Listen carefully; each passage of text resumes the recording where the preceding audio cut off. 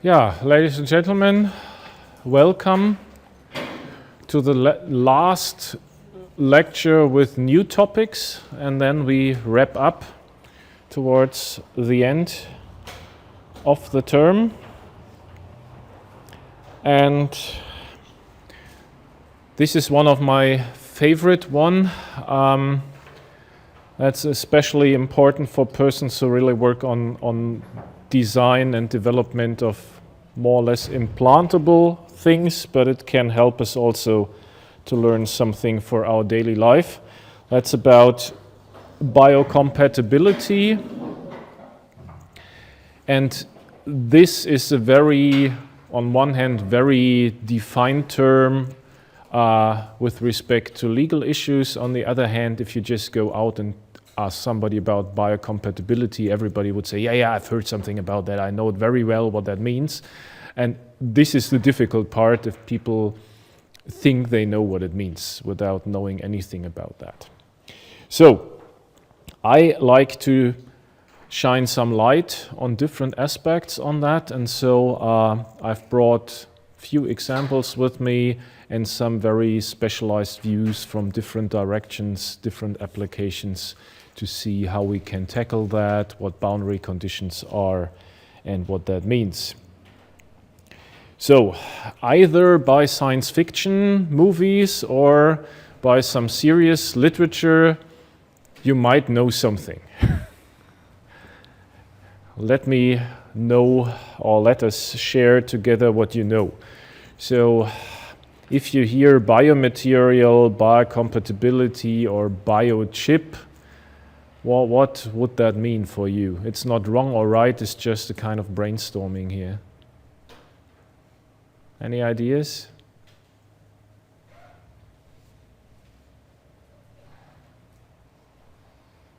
Yeah? Biomaterial has to be like a biological background. Yeah, one option. Yeah, could be biomaterial, could be something a biological background, yeah. Any other ideas? Biochip? No? Chip for biological kind of metabolism. Yeah, chip for biological metabolism. There's also a novel around that's entitled Biochip. Very weird science fiction novel from the mid-80s, late 80s, about things that haven't been invented in those years. I'm close to know to remember the name. I know that another book is lying on the desk at home. Don't come to it.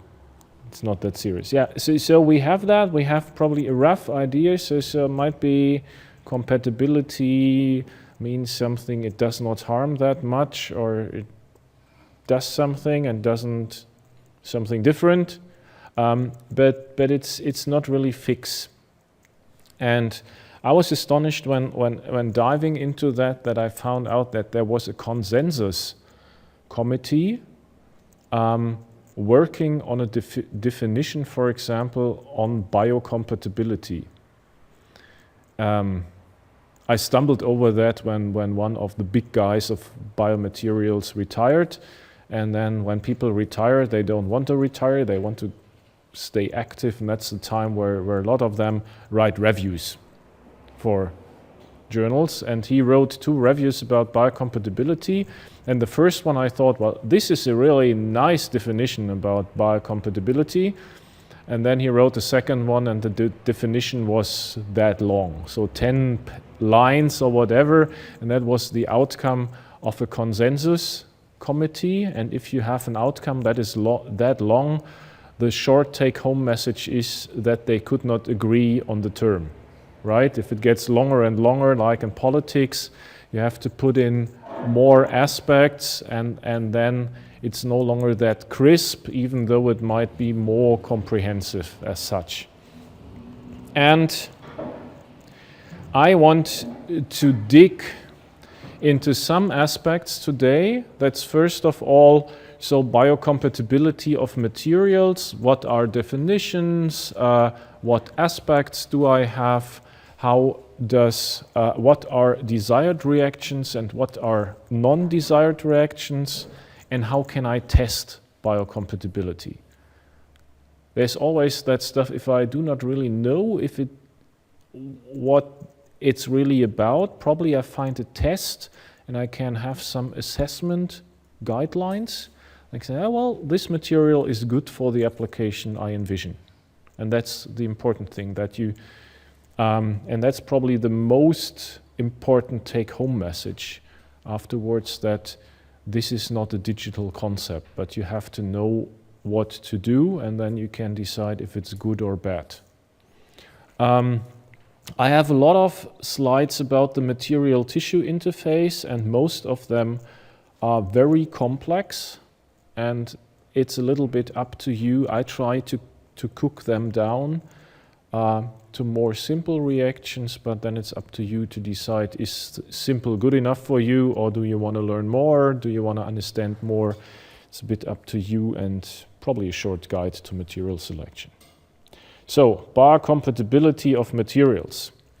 As engineer, we normally have the attitude, if something has to go into a harsh environment, that we put a package around to protect the device from the harsh environment. That's in many cases a very good attitude, right? So if something should not be destroyed, I protect that device from the environment. Unfortunately, that does not work if it's about a chemical interaction with the environment.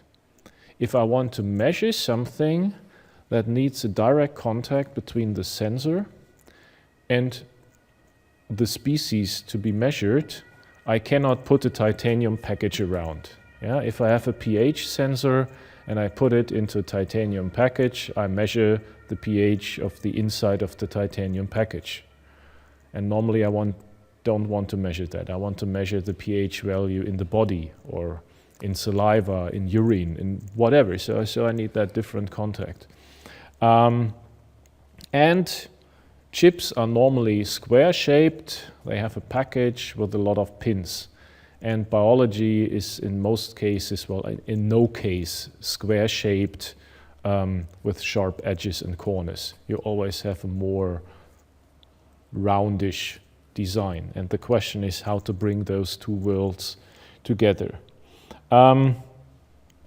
I stole a lot of those slides from a dear colleague, some of them because he gave a talk and I thought that's really good, and I don't have to make bad slides if I can steal some good ones from somebody else. And the fundamentals did not change over the last 10 years. So this is still true. We have requirements of packaging that we want to keep moisture and ions away from electronic components. If we want to keep them away for a long time, this is called hermeticity. That is what we had in the packaging lecture. And another important issue that comes along with medical device development is the question of sterility. So do I have germs on the surface or don't I have germs on the surface? And if something goes inside the body, there should not be any germs on the surface, that I don't get an infection. And this is done by sterilization. Well, first of all, I should manufacture things such that I do not have dirt on them on the surface. And this could be dead dirt, like real dirt, or it could be germs. And the best is not to have anything on top. But if you would imagine a can of soup and you would have 2 germs in a can of soup, that would be probably good. But if you put it on the shelf and wait for 3 months, what you normally do if you buy something in cans that you want to store that food, and these germs would divide every day, and then you can calculate how many germs you would have after 3 months. And this is not a nice imagination, having a tomato soup or whatever, probably a chicken soup with so many germs, and then you're really sick afterwards. And that means we have to kill them reliably in a way that we can either store food or can implant devices. And in devices, the challenge is that different materials that we use are not that happy with different sterilization methods. So semiconductor chips, for example, if you have a storage device like a hard disk, they don't like high energy radiation like X-rays, for example. With X-rays are really good in erasing whatever memory you have in a hard disk. So don't use X-rays with that. Other opportunity to sterilize is hot steam, 2 bars, 121 degree for 20 minutes, and an autoclave, that is good, but some polymers don't like it. We have ethylene oxide as very toxic agent. That's good, that works at room temperature. You can put your whole device in, put ethylene oxide on top, wait for a certain period, take it out, and if it runs well, everything is fine. If it doesn't run that well, you have to put your devices in another room with a filter unit, because your devices might elute the ethylene oxide for another month or something like that. And that means you have to check if one sterilization method and one material exclude the other ones. And you should do that at the very beginning. It could happen that you end up with a beautiful device that cannot get sterilized because you did not consider that. And that would be a nightmare. Then you can jump back 2 years and start from the scratch. So take care with that from the very beginning. Yeah. And the nature of medical devices and devices in contact with biology, it's wet, we have salt, it should move. This in the middle is a heart valve, a hybrid one. That means this was a designed cartilage, and then cells have been grown on top, so that you have a better interface between, let's say, biology and the blood, and not between a technical system and blood. Having turbulent flow and technical systems, that could lead to blood clotting, and then you could end up in a thrombosis or something like that. And on the right-hand side, one of those beautiful pictures that are good for nothing, but they're always beautiful. This is a cell sitting on an electrode. Yeah, always nice. Even better if it's with false colors, then you would have a blue nerve cell sitting on a red electrode or something like that. Looks good, is completely useless in most cases. Yeah. So, and we have to bring those two worlds together, right? We already talked about that with respect to packaging, that materials are not eaten up by the body, and the question is what are the mechanisms now behind that, and how can we modify those? In many applications, people said the best would be non-invasive, right? If you don't have to breach the human skin. And if this doesn't work, we go minimal invasive. There are many studies that are completely counterintuitive, that minimal invasive therapy is good. So psychologically, yeah, if somebody asks you, would you like to have an open field surgery or minimal invasive, I would say, oh, I go for minimal invasive, the scar is smaller, whatever. But there are many studies that show that there is no difference in the outcome from healing from infection. I'm really surprised. Either the studies are wrong, or I have read the wrong studies, or right? But it's not that obvious. But let's assume it's good. You know, the least invasive IR, the smaller the openings are, the better for the patient. And that means we have that cutting stuff as invasiveness, but we also have the anesthesia. The longer it takes, the worse for the patient or the person. X-rays or other radiation are also kind of hazards that we have. And another question is, where is my patient? You know, I think we all agree if we want to measure blood pressure at home, we want to do it non-invasively, right? Having the cuff, or better just smiling in the mirror and getting all the data out, whatever, something, the easier the better. But if you are already in an intensive care unit, right, you're completely cabled and wired, you have catheters everywhere, why not using that stuff for getting the blood pressure? That could be in that rare event of being on an intensive care unit, probably better to use the blood pressure invasively over a catheter with a very tiny little pressure sensor instead of having another cuff that is pumped up every 5 minutes.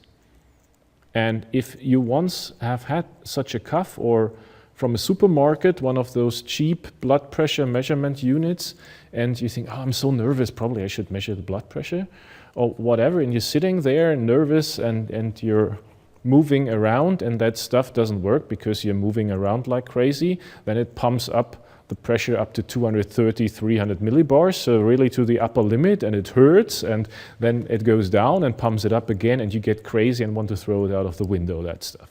And this is something that prevents continuous blood pressure measurement. You know, if you want to measure your blood pressure while you're sleeping and you pump up a cuff and you get awake by that, this is no longer the blood pressure while you're sleeping. That's the blood pressure when you are freshly awaking. And therefore, in those cases where you need something, it's probably better to have it continuously over a small catheter. But this is then the whole setting of target specifications you have to consider, and the benefits always have to well outweigh the risks. And this is depending on the so-called intended use. Is it for home monitoring, or is it for intensive care unit monitoring when it's really, when you have a life-threatening insult, right? So this is a huge difference there. And so if you don't like piercings, you can close your eyes. This is a piercing that might have gone well over years, and this is how it doesn't go well. And this is probably a good example about compatibility, stability, and so-called biofouling. You know, this is not a digital concept, biocompatibility. Something goes well, it goes well in millions of patients, and it doesn't go well in you, right? Or in me.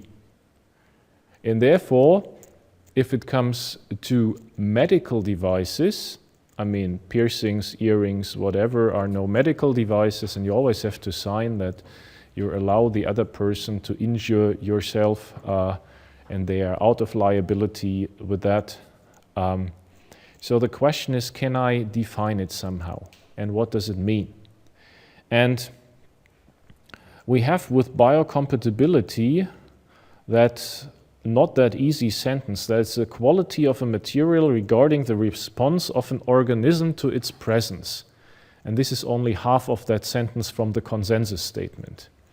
So it's always the question, where do I put it? How long? And what is the purpose? And this is important to keep in mind. You might have a bioresorbable thread for suturing deep tissue after surgery, and there the intended use is to dissolve after 2 weeks probably. Yeah, that it holds the tissue tight during the phase of scar formation, and then it should dissolve. If you have a hip implant, dissolution is not an option, right? And it could be, it's the same with silicone rubber. It's a beautiful material, but probably it's not made to put pounds of it into the body somewhere, right? So it's made for insulation, even for plastic surgery, and it's good if you lose due to burns or an accident, an ear or the nose or whatever, to put it in, but probably it's not the ideal solution to put 4 pounds of silicone rubber into your breasts, yeah, or into your butt. And this is something one should keep in mind, that the amount and the location and the purpose might vary. It's not a digital concept, and we have to keep in mind that the body will always discover a foreign body as a foreign body. We still do not have stealth materials, like in fantasy or science fiction movies, where you just put a blanket over you and you're invisible. That doesn't work. We have biostability. That's the question: how long does it last? And there are things that don't last, and there is no plan B. This example here of a myringotomy tube is a small tube in the eardrum. There are some diseases that I don't know that well, where you get infections in the middle ear, and in some cases you need that tube somehow to ventilate the middle ear, that no infection occurs, or that the probability of infection is reduced. And this lasts for, I don't know, 3 months or something like that, and then it's clotted. And then you can live with that for some more months, and then it has to be replaced, something like that. It's not an ideal case, but there's no better solution so far, right? And the third of those names is the biofouling, and that sounds a bit odd. Yeah, fouling is something rotten or whatever, but it describes the property that an organism tries to coat or encapsulate any material. And proteins absorb on the surface of a material, and then it depends which proteins, and do the proteins attract other proteins. Heart implants like artificial heart valves are an example. Teflon, for example, is a material where people say, well, this, look, nothing is growing on that. That's only half of the truth. There is one monolayer of a certain polymer adsorption on Teflon that prevents the adsorption of other materials. So there is something on top, and the question always is this all rightish for our application or not? So to cut everything to one sentence that I stole, and I forgot from whom I stole it. I think it was Buddy Rutner from his textbook on biomaterials, is that the human body either will eat the material up or it walls it out. That means, first of all, first line of defense and first line of attack is the body discovers a foreign material and it activates the immune system to eat it up. Yeah, so cells will come, they change locally the pH, they release enzymes, and those materials try to dissolve the material such that it can be metabolized. If this doesn't work, they send out more alarm signals, and depends about the temporal amount of signals and the magnitude of signals. If this is really all right, or if this is dangerous for the body. In the worst case, we can have something like an anaphylactic shock, that the body overreacts in a hyperallergic reaction, and then people could die. Well, of course, not by getting implants, because this is all tested in advance, and you take materials with a long history, or you check them out carefully. But then cells are approaching the implant and build a wall around, with the idea, if I have a wall around an implant, the rest of the body sees cells and no longer the foreign material. And with that, I can calm down the rest of the organism.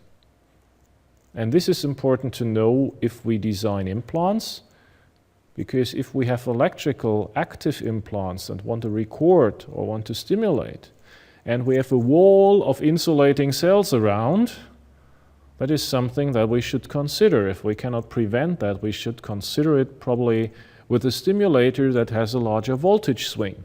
We can have that additional series resistor in mind and overcome the effect there, or something like that. You know, if we want to have it mechanically tight and we would have a rubbery material in between, not that good. So we have to design the implant such that that the growth of target tissue is faster than the foreign body reaction. For example, in hip implants, if you would have a lot of scar tissue around the hip implant, it would be like in a rubber damper and would not be able to overtake the mechanical load as good as being directly connected to the bone tissue. So now the material tissue interface more in detail, and people could study that up to the PhD, just the interface. And it's really difficult, and more knowledge is gathered in research. There are beautiful studies where people are now doing longitudinal DNA analysis or RNA analysis to see what RNA segments are activated in a foreign body reaction, how long, how much, in which reaction does this result, and can we tailor certain chains that are probably positive feedback loops and break those positive feedback loops to keep the immune response low, and to identify what triggering mechanisms are for those foreign body reactions. You always can try to investigate the final outcome, but it would be nice to understand what steps are following each other to come to the final outcome.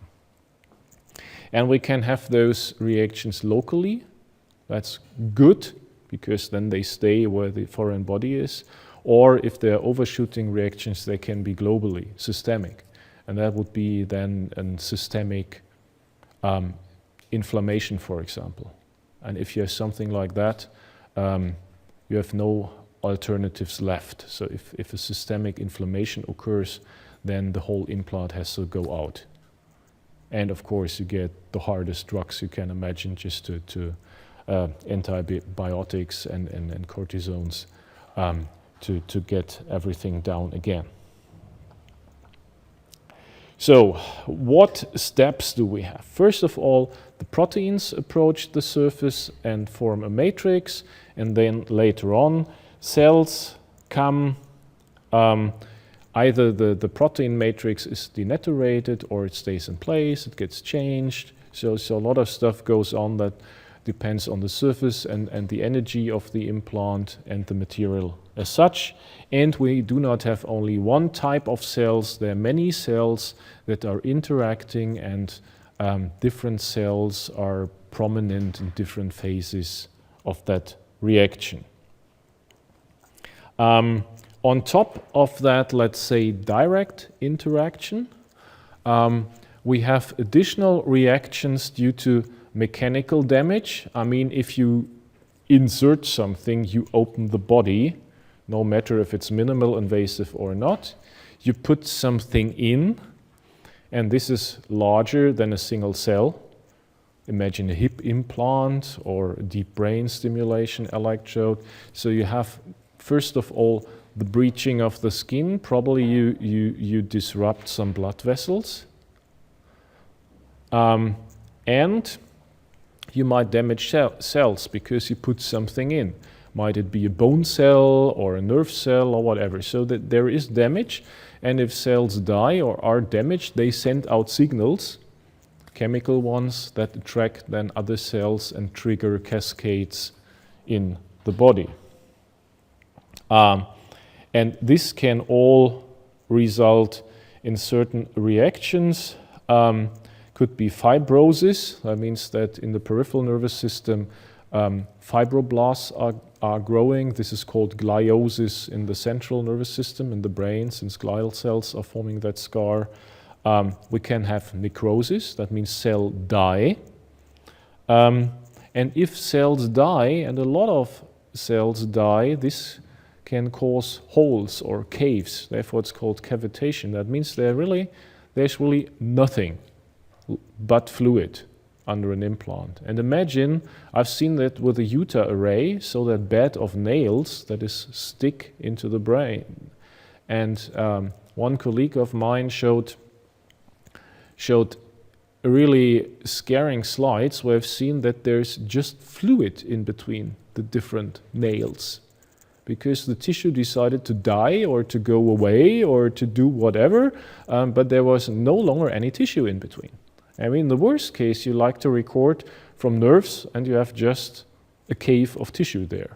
So probably something where one should revisit certain concepts then and look how to refine the whole concept.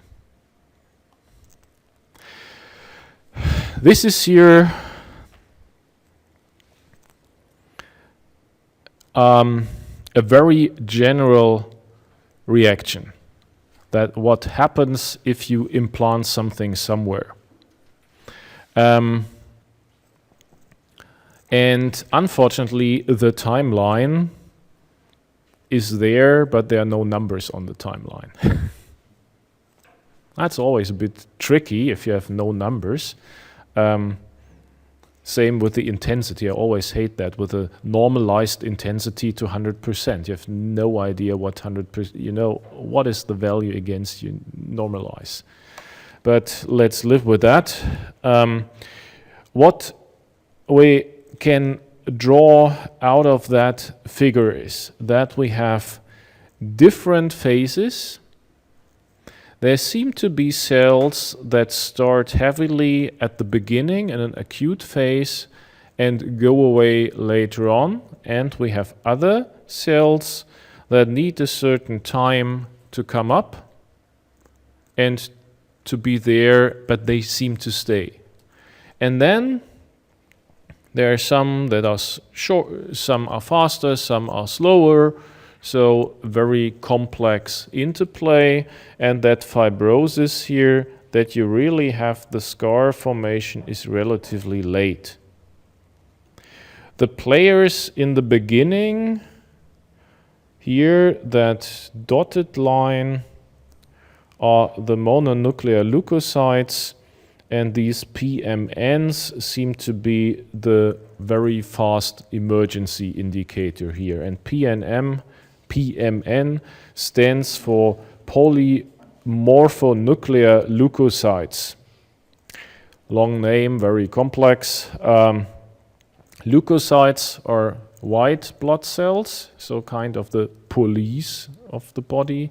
And this is a kind of subgroup here that immediately occurs and triggers then the other cells to come. And depending where you are, what reaction you have, they interact. What we have are the macrophages here, so they try to eat up and wall out the material.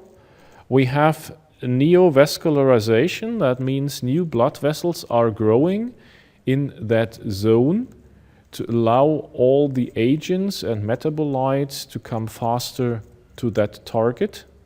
And we have a change in that blood vessel formation and reformation over the whole reaction. Could be that at the very end no blood vessels are any longer there, but in the whole phase they grow, they stay, and they go away. So very dynamic. And we have then the fibroblasts, the cells that form in the peripheral nervous system, the scar tissue that come and stay. So what might happen there as mechanisms? Could be leaching. That means the environment around the material leads to outgoing to parts of the material that go out. So that it's difficult for me to describe what leaching means. So material dissolves in fluid and then it goes out of the bulk that is there. And by going out there, the remaining material gets less and less. Leaching is more a phenomenological description. So that means I have no idea how that material is dissolved, but something goes out. In contrast to that, if we know that we have redox reactions there, so charge transfer that results in change of the material, then we talk about oxidation.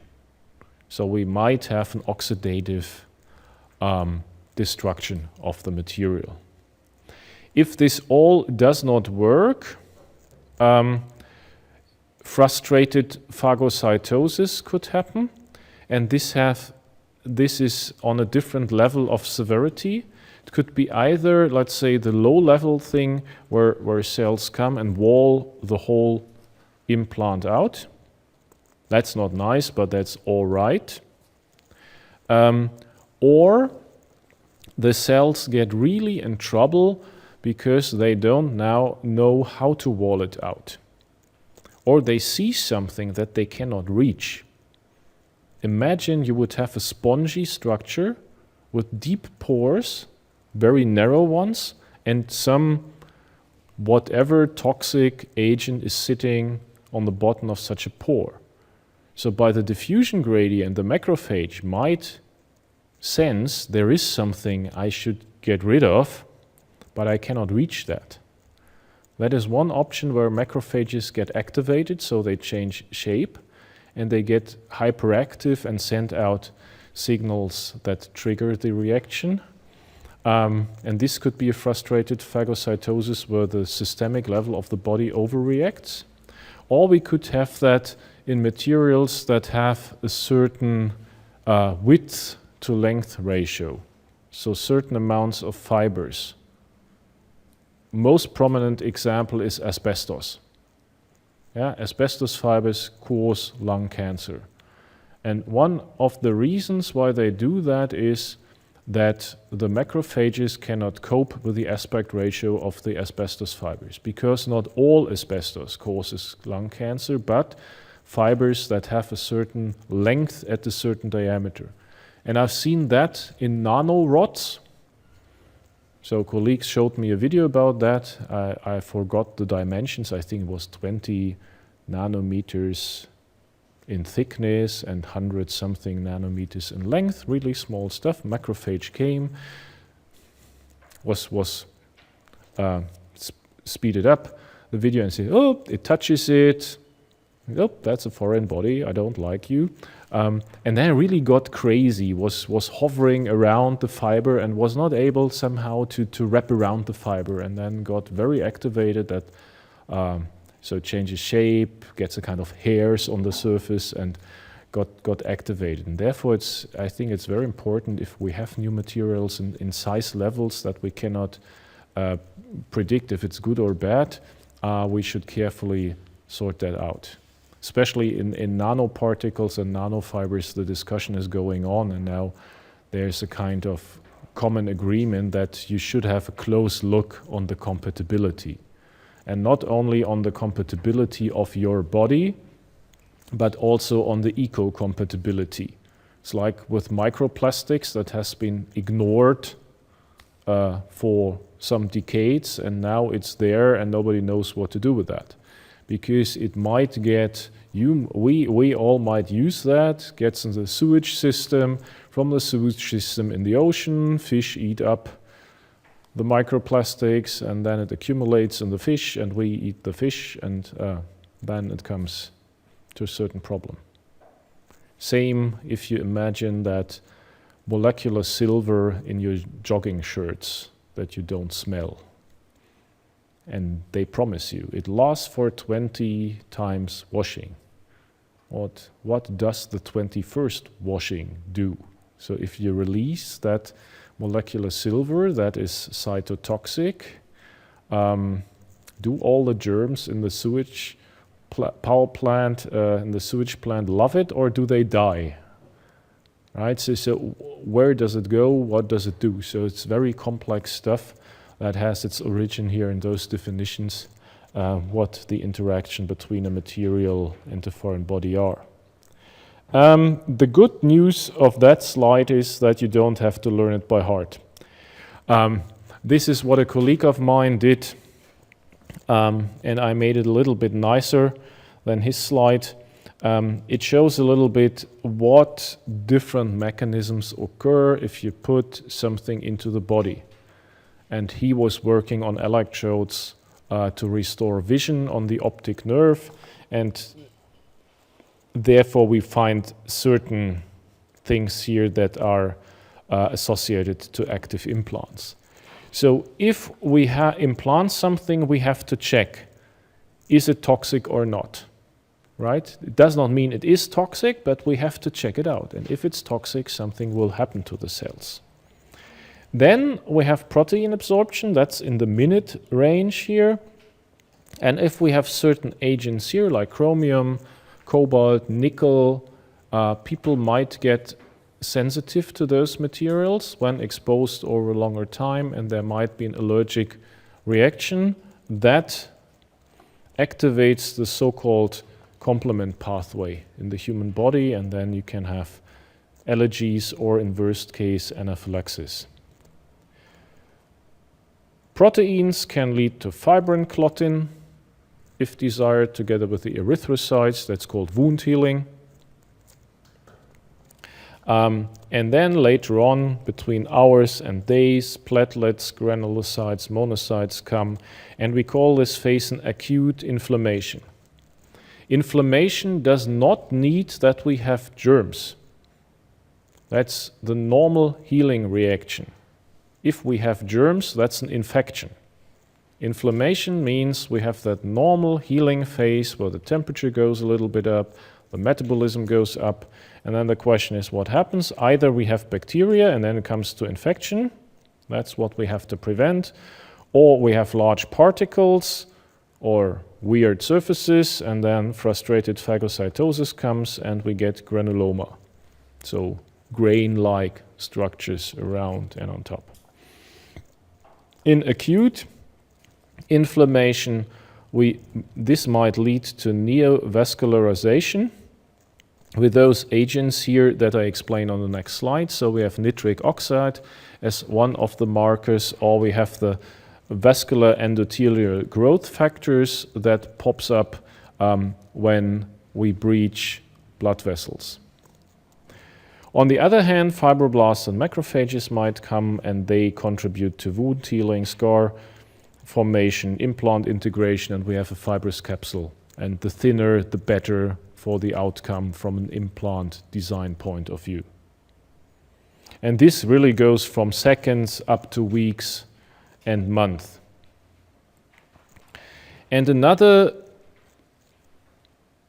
phrase was invented from Buddy Rutner, one of the old godfathers in biomaterials, and that's the phrase of the race for the surface. So if we put something into the body, there's a race for the surface, and some guys will be faster than others. This is shown here a little bit. We have the surface, the biomaterial. We might have a native oxide on top. So if we have exposed our material to air, this might result into native oxide. And then either bacteria come, or we have here a conditioning film of proteins, and then other cells come. And it's really competitive. It's in most cases mutually exclusive. That means if one species sits on there, that prevents the other species to bind. And we should condition the surface such that we get the most desired reaction. And this is then the challenge for material scientists to find out what is the right surface conditioning to get the cells attracted. And you can imagine this depends on the target tissue. If we go into bone with a hip implant, the most desired reaction could be that bone cells approach the surface and anchor into pores or bind covalently with the surface. If you have some memories there, some keywords might be hydroxyapatite. That's calcium phosphate structure that is in the bones that stiffens the bones, and if you coat the surface of an implant with that, it attracts the bone cells and might form, if you do it well, a very tight interface between the bone and the hip implant, for example. And another very complex slide that can be easily explained is that you have different forces or different reactions on the surface that come into play. The very left one are van der Waals forces of attraction and repulsion. They're easy, they're always there, but they're very weak, right? So if it comes to hydrophobic interaction, that's stronger there, but very unspecific. And if we go now further to the right, we see that there are some more specific absorptions and network formation occurs. And if network formation occurs, you can attract other species there, and either it stays or it disperses after a certain time. This transition depends also on shear forces. If there are no shear forces, probably things stick on the surface. If you imagine you would place something in the aorta, the heart beats, and we have that pulsating flow, and for sure it will be turbulent. Then we have shear forces on whatever artificial material, and if something sticks to the material and I blow heavily over it with shear forces, then that stuff would go away and a new reaction would start. And that means, especially in let's say heart valves, this happens 70 times a minute. Yeah. So how to handle that? Do we ignore it, or do we have to coat the surface, or should we treat the blood that we have no disadvantages for the patients living with those artificial heart valves? This is one side, the other towards the biology. The other side is towards the material. And whatever material we have, there will be interactions. If we would have, and here are different things, if we would have tissue, then the tissue could have been destroyed by the implantation, and that destruction results in some interactions that shift pH value or attract cells or something like that. If we have synthetic polymers, so plastic, whatever we have there, we could have here wear on one side, so it's just scratched away, and we can have whatever change in the bonds. Might it be oxidation, might it be ester formation, might it be whatever you can imagine. So deteriorating the backbone of polymers, that we end up in very small parts of a polymer, so oligomers that are probably water soluble from one length to the other and have not been water soluble before, and so everything is dissolved over time. Or we have metals here, and depending on the surface structure and the oxide that we have, if it's stable or not that stable, we might have here redox reactions, we might have release of metal agents. And in most metals, we do not have pure metal, right? There are stainless steels or base alloys where we have chromium and nickel and cobalt and whatever. And we use those materials to make iron more, to give iron a more stable surface oxide. Iron as such tends to corrode, and unfortunately rust, iron oxide, is not that stable. That means it goes away. If we have chromium and cobalt, we build those chromium oxides on the surface with the iron, and they are more stable. That's the reason why V2A or whatever chromium, cobalt, nickel steel is more resistant towards corrosion. On the other hand, looking a little bit into material science, we know this is not a single crystal. We have certain grain structures in the bulk material, and the alloy changes over space. And that could be if we have two grains lying next to each other and doing something with a material that the material does not like, it could happen that we have diffusion processes and corrosion might occur at the transition between two grain boundaries.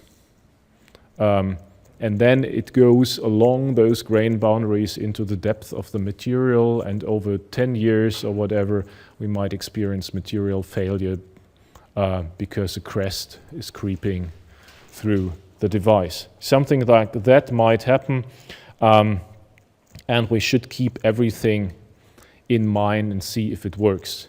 Testing is really difficult. You can do that in vivo, but how to do that in vitro?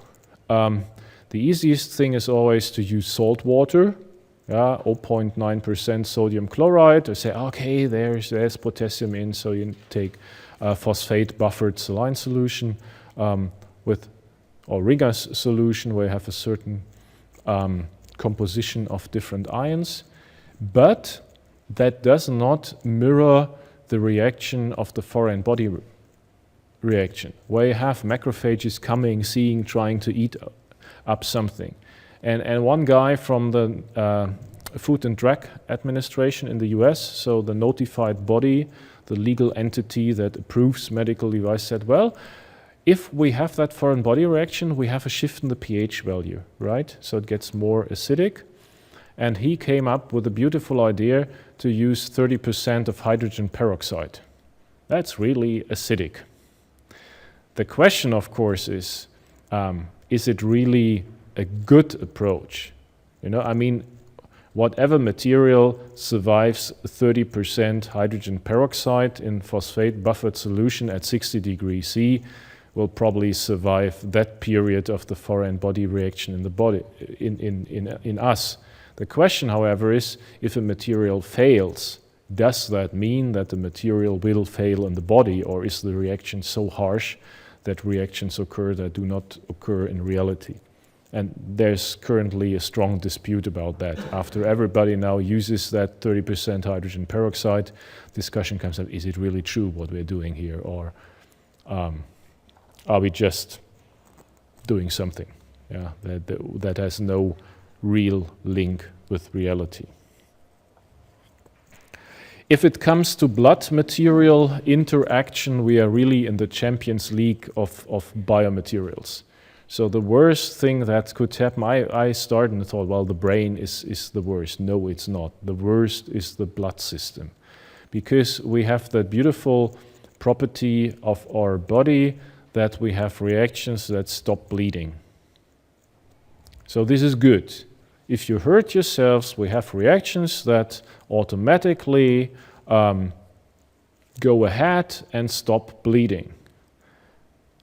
Unfortunately, the same happens if we try to use a technical device to implant it in the body for good reasons. So the body does not know if it's good or bad, just sees something and reacts. And it could be that we need an artificial valve in a heart. Could be that we have weak arteries and they get wider and wider. That's called an aneurysm, and we need a kind of support, like a pair of socks putting inside the blood vessel. But there we have a continuous interaction between the artificial material and the blood. And this is shown here.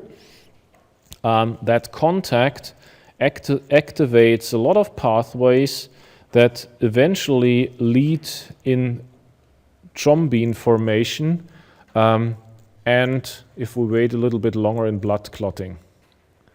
So how does the human body prevent that? Our blood is continuously flowing through the blood vessels and we have no immediate blood clotting. And there are two things, that's thrombomodulin and heparin in the vessel walls that are present, and therefore this cascade is not starting.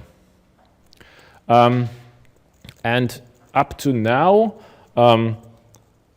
heparin coating of devices being in contact with the blood is still a good idea. In artificial hearts, I have to pump for days and weeks and years probably.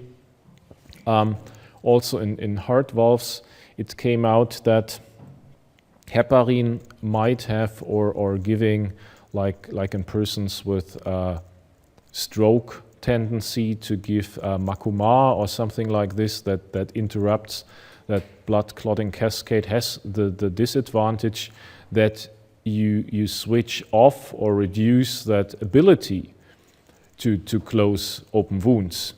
And this is difficult if you bump somewhere in and you would have a small hematoma and does not stop, then you would need immediate assistance and counterfeit that.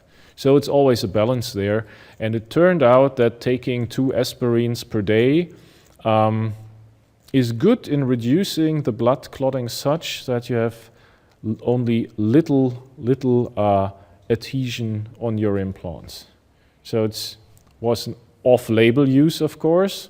Aspirin is made to treat pain and not to prevent material blood interactions, but it seems to help. And so this is a good outcome of many studies.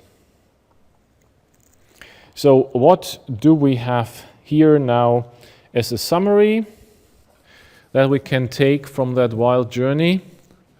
One important issue is to keep in mind that a material that works in one part of the body very well is probably not best suited to work in another part of the body. If it works in one patient, that does not necessarily mean that it works in the whole population of the world. Therefore, it's so tough to go from the very first in-man clinical trial to the next level where you would include a certain population. Question is, how much does the material properties change over time? Does something happen that changes that? And are agents toxic? And if so, in which concentration? Yeah, and biofouling as interaction with the proteins that might stop the performance of an implant. If we know that now, we can derive the very important conclusion out of that a material cannot be biocompatible. It's a material in the application. So if somebody tells you silicone rubber is biocompatible, you should doubt. I mean, it's a non-toxic material, but if it's really in an adequate interaction with the target tissue or not depends on the application. And this is the reason why you do not get biocompatibility approval for a whole material. You get a certificate. You get a certificate that shows that this material with that particular composition that you have is not toxic for implantation over 30 days, for example. But that does not mean that the implant that you develop out of that would work forever, because that depends on many more aspects. And therefore that testing is so important. There's an international standard, 10993, Biological Evaluation of Medical Devices, and this name is program. That's the biological evaluation.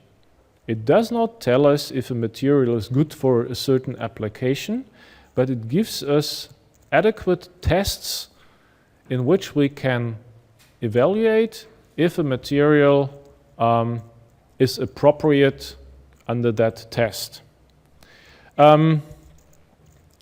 It's a good standard. The downside, it's so comprehensive. I guess now, up to now, we have 23 parts, and they're all thick. They all cost money, and we should read them to understand them. So, and this is boring language. I mean, law persons would strongly disagree, but there's a good reason that some persons study law and others don't. So I did not study law because I don't like the language there, for example. And therefore, we have to keep in mind that language being used in law always has certain meanings. So if there's something like a person, you should go to part 1 of that standard and look up in the glossary, what does person mean in that context? Yeah, does it mean every human being, or does person mean a human being being responsible in a company for the outcome of the manufacturing? Yeah, so there's no colloquial, you should always be suspicious if terms really have a colloquial meaning or if there's a certain very narrow definition in that context. What we can get out of that checklist table here from that standard is that testing depends on certain boundary conditions. And one boundary condition is the question, do I put the device on the surface? Is it an external communication device or does it get implanted? That's one of the parts. And then we have subgroups there, for example, for a surface device. Is it really on the surface? That means on the skin. Is it on a mucosal membrane? So it's on the surface, but on the inner side of your body. Still a surface, but an inner surface? Or do we breach or compromise the surface? So am I, for example, on the surface of the skin, but my device has certain needles that penetrate the skin and do something with that? For example, an allergy test. Yeah? And in the next granular level, we have the question, how long are we doing that? So is it less than 24 hours? Is it between 24 hours and 30 days, or is it above 30 days? And this is a very, very arbitrary selection, but it's a legal one. So that means we can say, well, between 29 days and 30 days, there's no difference. And I completely agree with you. There is no difference, but it's a kind of classification there that 30 days is the hard line between prolonged and permanent. That means, as example, if you want to investigate some implants, say I have a beautiful new idea for an application, for example, a vision prosthesis.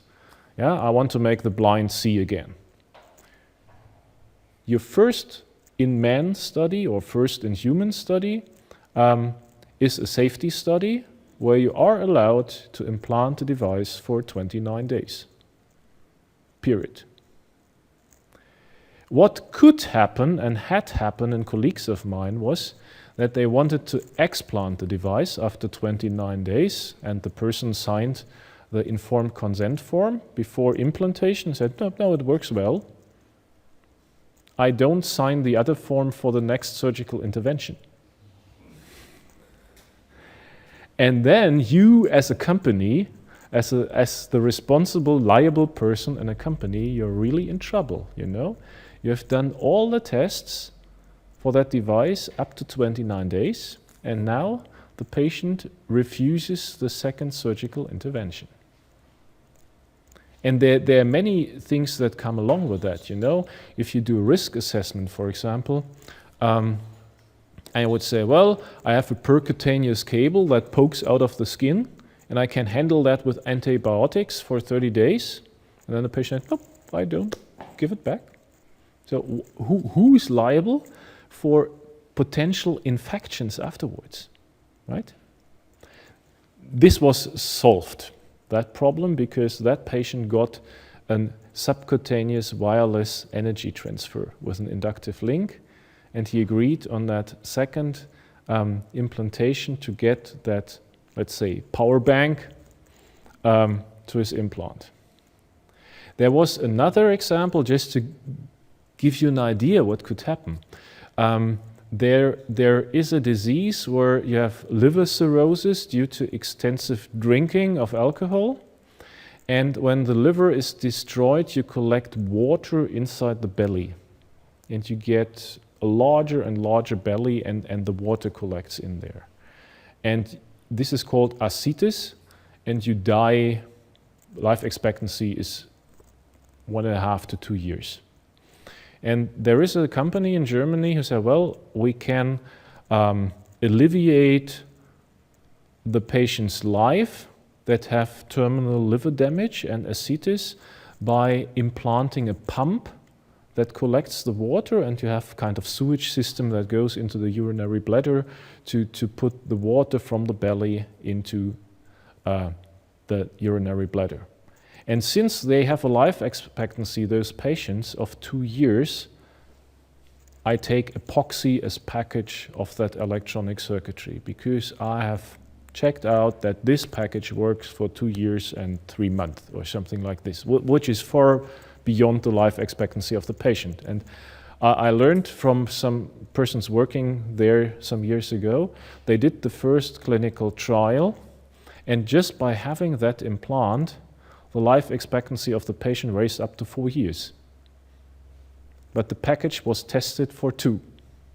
Right? This is beneficial for the patient, but you as a company come in real trouble, because then you should reconsider all your risk assessments. Say, well, either you prove in the meantime that your package is still well up to 4 or 5 years, or you have to immediately stop, change the whole developmental chain, use a different package material, for example titanium, and build a new product. So that is on top of that, but this comes now stronger and stronger in the new medical device regulation, that you have to perform a yearly online risk assessment based on the feedback from the clinical applications, and measures to change, in the worst case, your whole development due to the outcomes.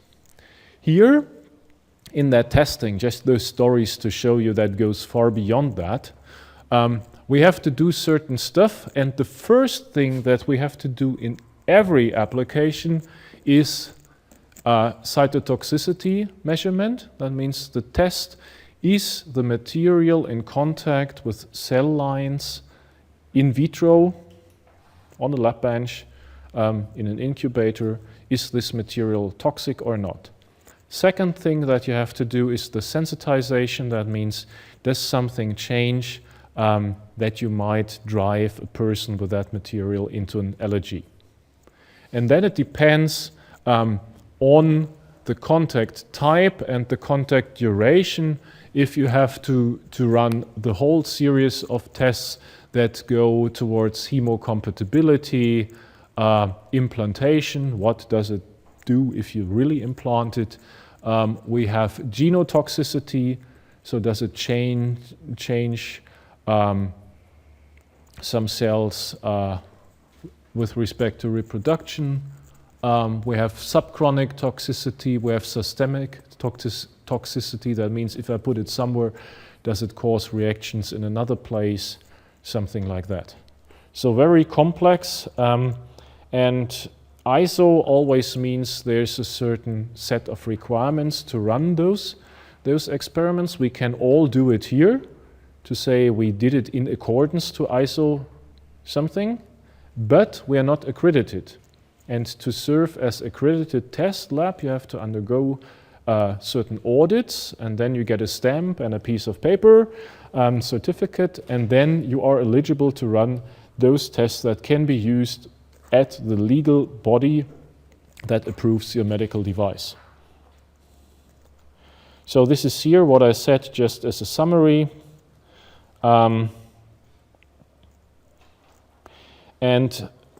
in the first part of such a standard, and that's valid for all standards. In the first part, there are always definitions and the framework, so kind of the storyline of the whole stuff. And cytotoxicity tests are described in part 5, which cell lines you should use, how to select cell lines, how to run the tests, what temperature, what time, what oxygen pressure, whatever. It's read there, and it's good to read things before you invent your own test, because they give you a lot of hints how to do it wrong and how to do it right. We have then the others, like local effects after implantation, sensitization and irritation, systemic toxicity. And things that become clear if you are for a longer time in the business are not clear at the beginning at all. And one of the very difficult things in bringing implants to an approved device on the market is the question, what do they do and do they harm? And these are two questions. Do they harm is something that you can do in an adequate animal model. So do they cause some interactions that are not desired? The tricky question is, which animal model is adequate? We can for sure say that mice and rats are good for evaluation of first effects. So if something is toxic in a mouse or in a rat, we can be pretty sure that this material will be also toxic in humans. And then quite often the question is, how does that work from the mechanical part? Imagine a cardiac pacemaker. You have your IPG, you have a cable, you have a tip, right? And if you place it, you should have an animal model that's relatively close, the target organs you have in mind, to the human, that you have a similar mechanical interactions.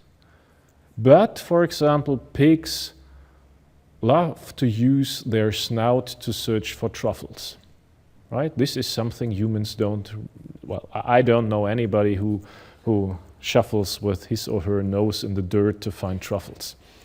But that means from the anatomy, it sounds funny, but there's a very hard thing behind that.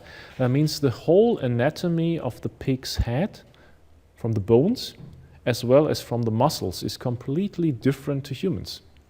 So for example, we have the bone of the sinuses, which ends up in the human above here, and it ends up in the pig about there. That means if you want to make, that's something I learned in brain-computer interfaces. We had the opportunity here in Freiburg to share some pigs with cardiologists.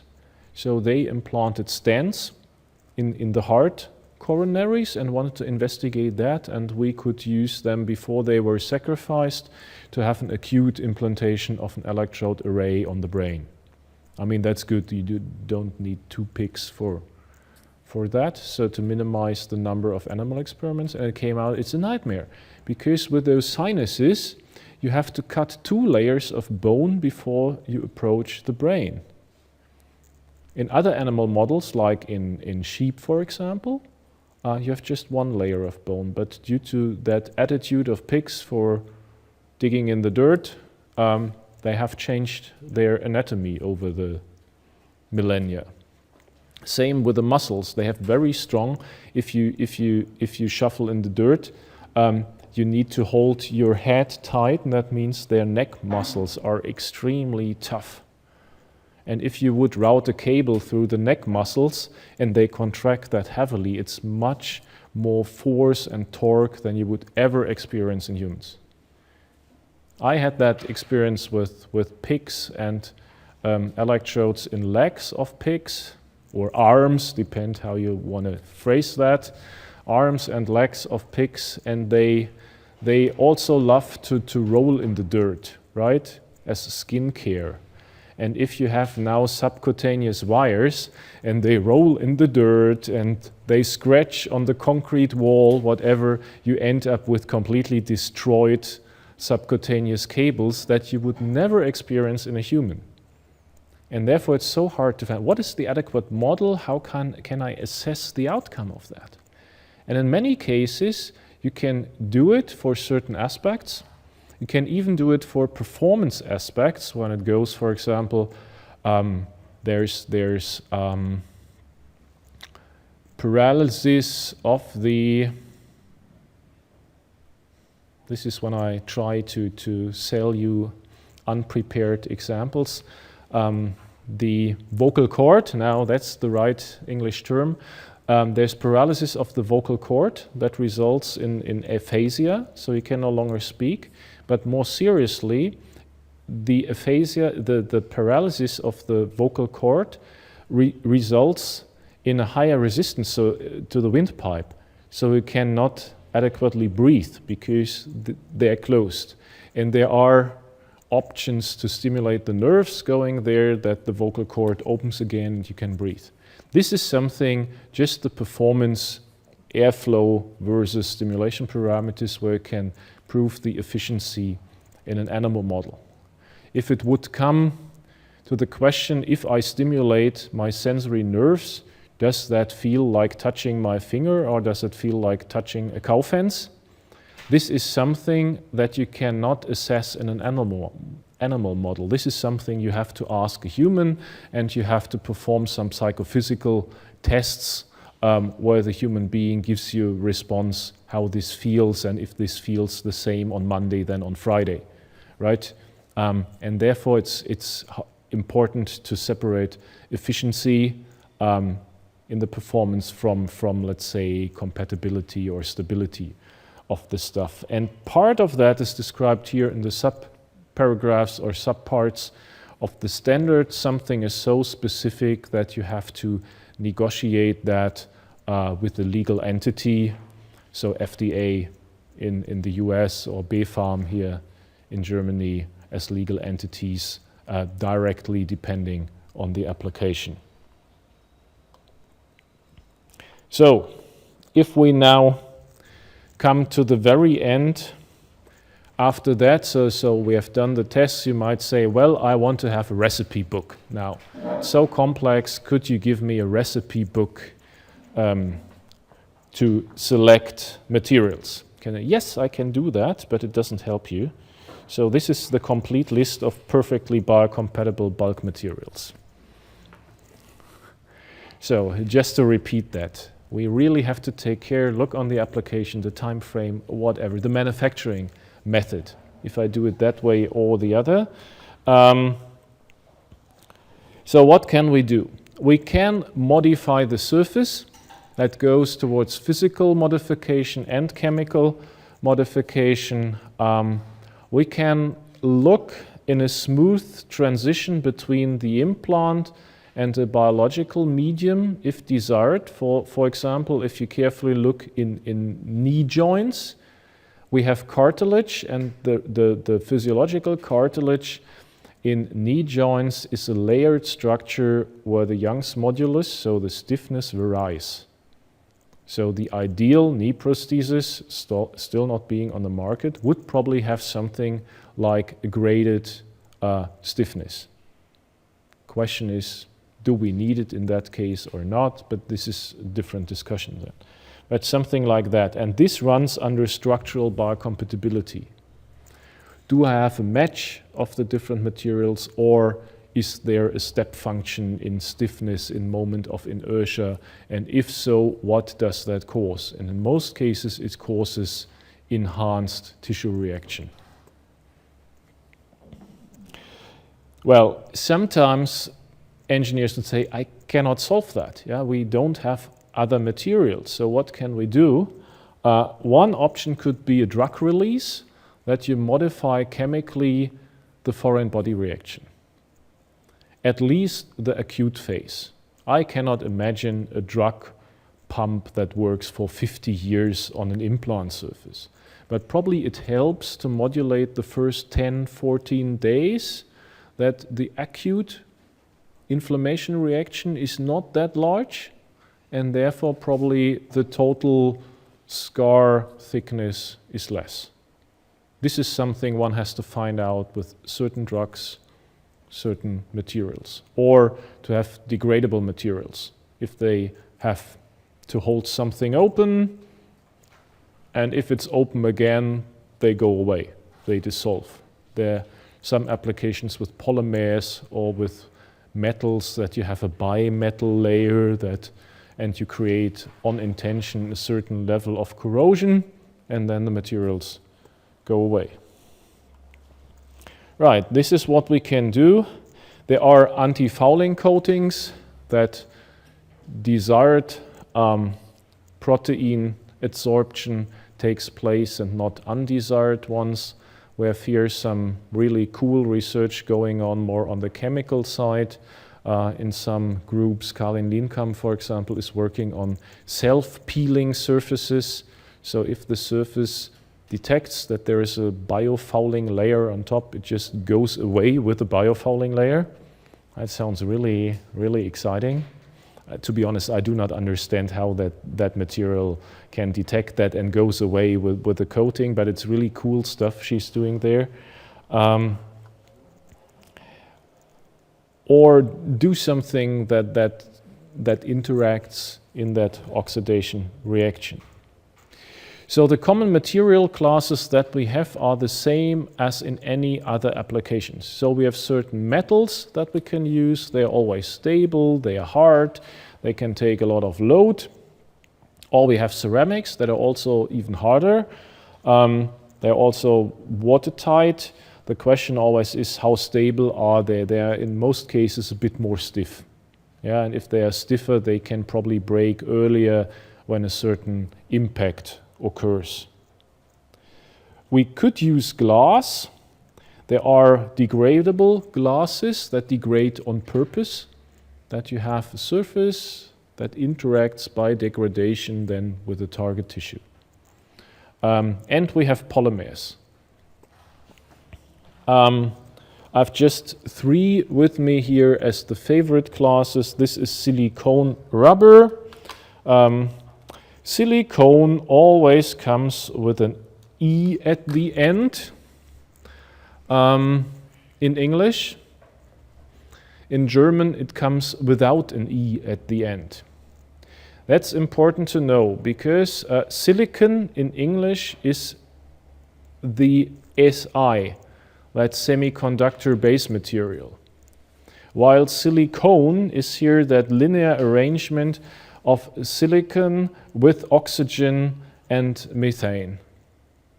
This is what you do to close the cracks in your bathtub, right? I insist on that because I recently read again a newspaper article in German where persons did a wrong translation and then you end up with silicone chips. Yeah, new circuit design with silicone chips, which is always wrong because the journalist did not know the difference between silicon and silicone. Therefore, it's up to you as engineers, if you have interviews with journalists later on, to guide them the way, what they should translate and how. Because I think it's really, it would be nice to have rubber computers, right? There's something that you can fold and roll and pump up air and lay on the lake in the sun while the thing is calculating whatever exam for you. Yeah, but that doesn't work. It's still silicon for the integrated circuitry and silicone for encapsulation of things. So that's here. The beauty is that to my best knowledge, silicone rubber is permeable to water vapor, but non-permeable to ions. And that would mean if it's wet, it has deionized water inside and therefore a very good insulation resistance. But it does not mean that it's dry. That is always something that gets a little bit mixed in some colloquial descriptions of what silicone rubber does. Its brother or sister is polyurethane. Much easier in manufacturing, polyurethane. If you do it right, it's very stable. If you do it wrong, it degrades. And that depends here if you have an OH or a double OH bond in the side chains. One iconic material is Perylene C. It's a good one. It does a good job, but it does not stick very well. So, and if you need something that sticks very well, you have to play a lot of tricks that that you have to apply to Parylene C, that you have a maintaining adhesion between this material and many others.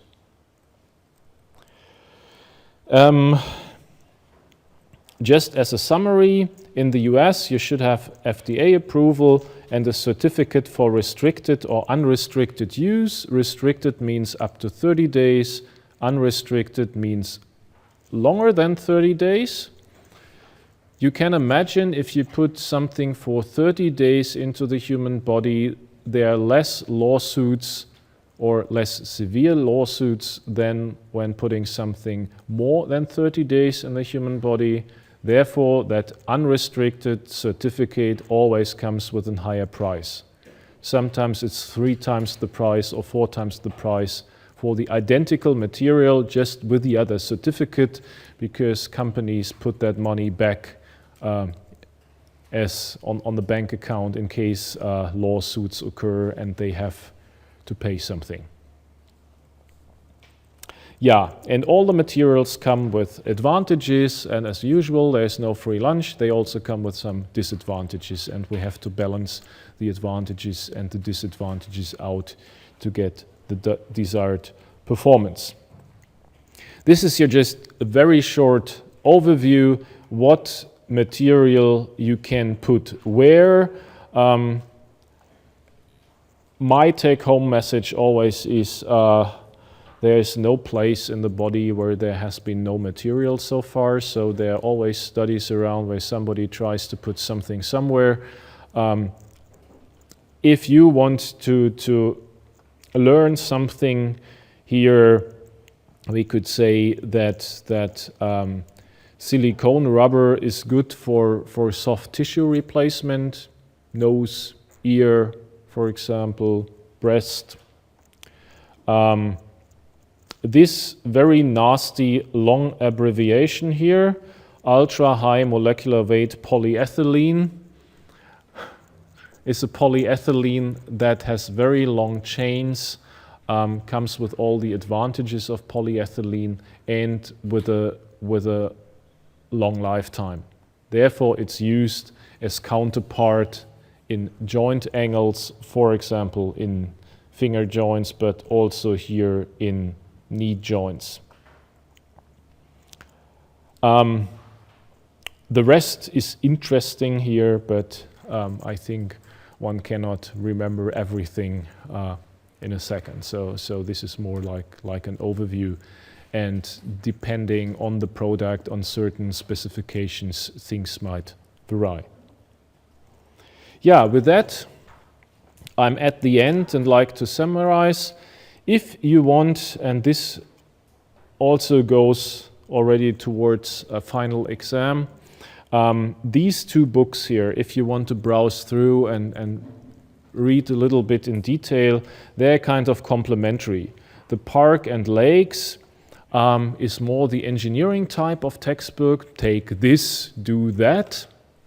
Buddy Ratner is a chemist by education, and he's more descriptive. Yeah, so it's both are good, but you find things in one that you don't find in the other, and the other way around. The rest here is just to cite my colleagues where I stole the slides and the graphs. So as take-home message, I think you now know that biocompatibility is not a digital criterion, but a set of many properties. The material-tissue interface is difficult to choose, as many processes occur, and therefore a multi-parametric endeavor. And the proper selection, whatever proper means, of a bulk material and the surface depends on the application and the implantation site. This really determines what proper is and what you should choose. And unfortunately, I cannot give you a recipe book here with universally valid statements, but you have to assess all the pros and cons of each material for each and every application. So with that, I'm at the very end.